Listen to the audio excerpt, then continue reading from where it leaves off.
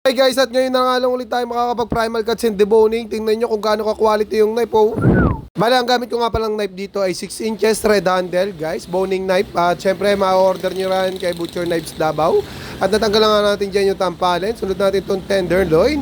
Hiniwa ko lang yan, guys. At i-reflex ko na rin sa inyo kung gaano yung kaganda yung quality ng knife na yan. At syempre, inasa natin yan sa 10,000 grit nating hasaan na galing din kay Butcher Knives Davao. Kaya iba talaga yung quality ng knife natin ngayon. Talaga napakasarap gamitin at napakaganda ng talim talaga, guys. At hiniwa ko na nga sa 2 joint. Kapantay lang ng ham leg para matanggalan natin yan. Ham leg natin sa may middle part. At hiniwa ko na yung pangat. At syempre, tinanggal natin yung duktungan dito, guys. At hiniwa na ulit natin yan. Tanggalan natin yung ham leg sa middle part at tatanggalin naman natin dito yung shoulder. Sa ibabaw ng paper ribs, baon nyo lang yung knife nyo, tapos dire-diretso lang na ganyan, no? Ayun, kita nyo naman kung gaano ka-quality talaga yung talas ng knife natin dyan.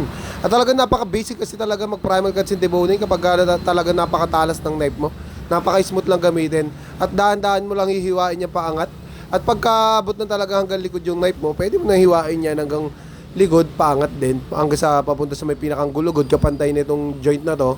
Tapos paghihiwalay nyo lang yan, ganun lang kasimple. Hiwalay na natin yung middle part natin sa shoulder. Kabilang natin dito yung middle part natin at punta naman tayo sa may ham leg. Ito naman yung ide-debone natin, guys. Panoorin natin mabuti kung paano na tayo mag-debone ng ham leg. Baka makakuha kayo ng technique at diskarte. Unproper steel muna tayo dito. Steel na pang mabilisan lang pero hindi talaga proper steel yan. Ayun, no, sinukatan, no, ginuhitan, no. Yan guys, sundan nyo lang yung ganun. Ayan, no, diretso joint na agad yan, no. Napaka-smooth lang, napaka-simple lang talaga gumamit ng knife pagka talagang alam mo kung paano magagamitin yung talim. At tatanggal na natin yung patahin, guys. Punta naman tayo dito sa may H-bone, tinatawag nila, or pigtail.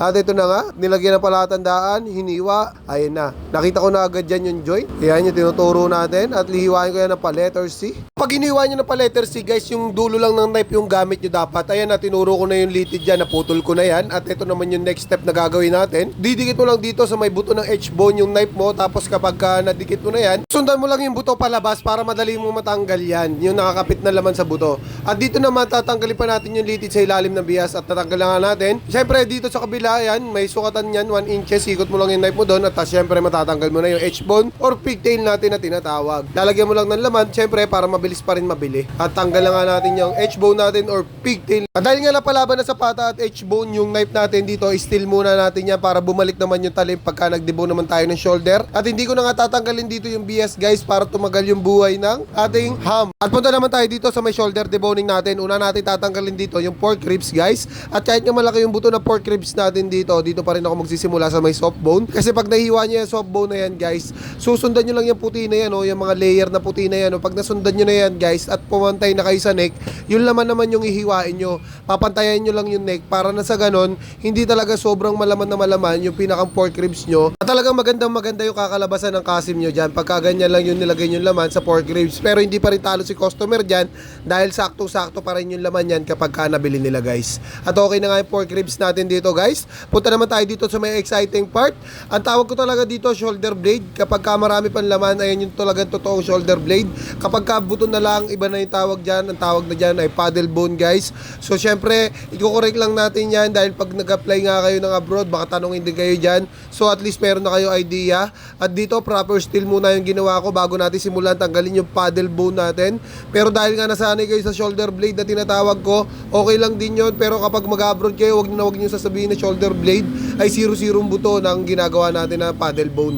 At ito nga yung palatandaan yung straw na yan, guys. Huwag kayo lalagpas dyan. Sa ilalim lang kayo nyan, guys. Tapos hiwain nyo na yan ng diretso lang. Marami pa nga rin nalilito dyan, ano. Pagka nahiwa nyo na dyan at hindi nyo pa agad nakita yung duktungan, guys, pababa lang yung hiwa nyo para makita nyo dyan yung bias natin tsaka yung duktungan ng shoulder blade natin. At pag napaghiwalay nyo na yan, tanggalin nyo na agad yung mga litid sa ibabaw. Pa-slant yung hiwa dyan na pababa. Kailangan nakadikit yung knife nyo sa buto para mahiwa nyo dyan yung mga soft tissue. Ayan, yung tinuro ko na yan.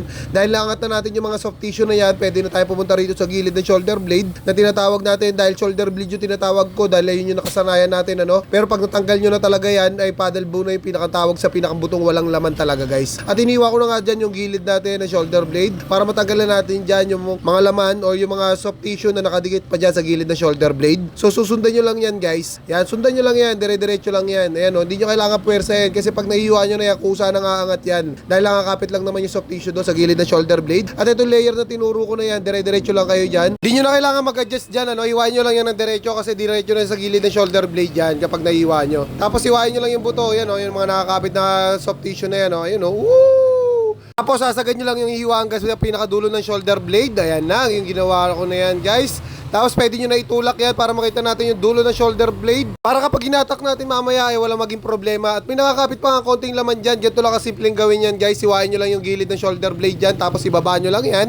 At okay na nga yan. At isa nga sa palatandaan natin kapag may buntot yung kinakalas nyo guys. Pagdating dito sa paddle bone yung kanan. Yun dyan kayo magtatanggal ng makapal na litid. Tapos iikot nyo lang yung knife nyo dyan. Kapag nagawa nyo yung ganyan diskarte, madali nyo na matatanggal yung shoulder blade. Siyempre, meron pa mga litid at laman yan sa ilalim, pero ito yung isang diskarte dapat na madali lang. Yan o, yung ganyan. Hiwain nyo lang yan sa ilalim na ganun, pwede na yan. Pero dahil para sa mga baguhan, gagawin natin dyan, ibababa natin yung mga litid at laman sa gilid. Ganun din sa kabila. Pag nagawa nyo yung ganyan diskarte, guys, hiwain nyo ng isa, madali nyo matatanggal yung shoulder blade. 3, 2, 1, let's go. Ganyan lang kasimple, oh. Kitang-kita nyo naman yan. Napakaganda at napakasimple. Napakadaling gawin. Napakadaling atakin.